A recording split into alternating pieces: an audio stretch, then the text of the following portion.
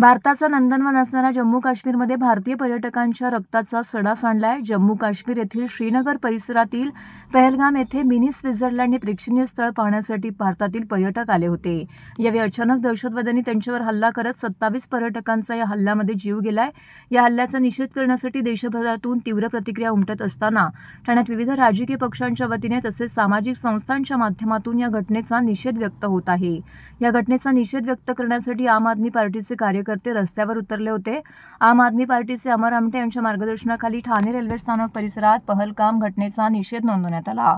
यावेळी पाकिस्तान मुर्दाबाद अशा प्रकारच्या घोषणाबाजी देखील आंदोलनकर्त्यांनी दिल्या आणि त्या आंदोलनामध्ये सहभागी झाले होते। असंख्य कार्यकर्त्यांनी या आंदोलनामध्ये सहभाग नोंदवला। आम आदमी पार्टीचे ठाणे जिल्हा युवा अध्यक्ष अमर आमटे यांनी पत्रकारांशी बोलताना आपल्या तीव्र प्रतिक्रिया व्यक्त केल्यात।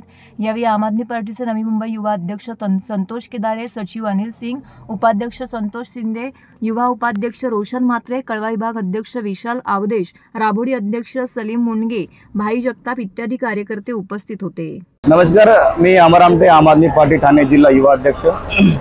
आज या ठिकाणी ठाणे रेल्वे स्टेशन या ठिकाणी आम आदमी पार्टीचे ठाणे जिल्ह्याचे सर्व कार्यकर्ते पहलगाम येथे झालेल्या अतिरेकी हल्ल्याचा निषेध म्हणून या ठिकाणी सर्व कार्यकर्ते एकत्र आलेले आहेत। जे निष्पाप नागरिकांना या आतंकवाद्यांनी मारलेला आहे त्यांना श्रद्धांजली वाहण्याकरिता हे कार्यकर्ते या ठिकाणी उपस्थित आहे।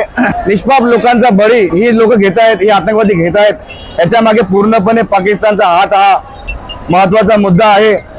कालच आपण न्यूज मध्ये बघितलं की पाकिस्तान सेना मुख्यालयामध्ये त्यांचा एक पदाधिकारी मोठा केक घेऊन जाताना दिसला। म्हणजे याचा अर्थ काय?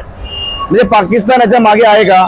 माझी भारताच्या शासनाला विनंती आहे की त्यांनी पाकिस्तानच्या विरोधात कठोर कारवाई केली पाहिजे आणि हे जे अतिरेकी ज्यांनी या निष्पाप लोकांचे बळी घेतलेले आहे यांना वेशीवर टांगून यांचे तुकडे तुकडे केले पाहिजे अशी आमची या सर्व भारतीय नागरिकांची इच्छा या ठिकाणी आहे।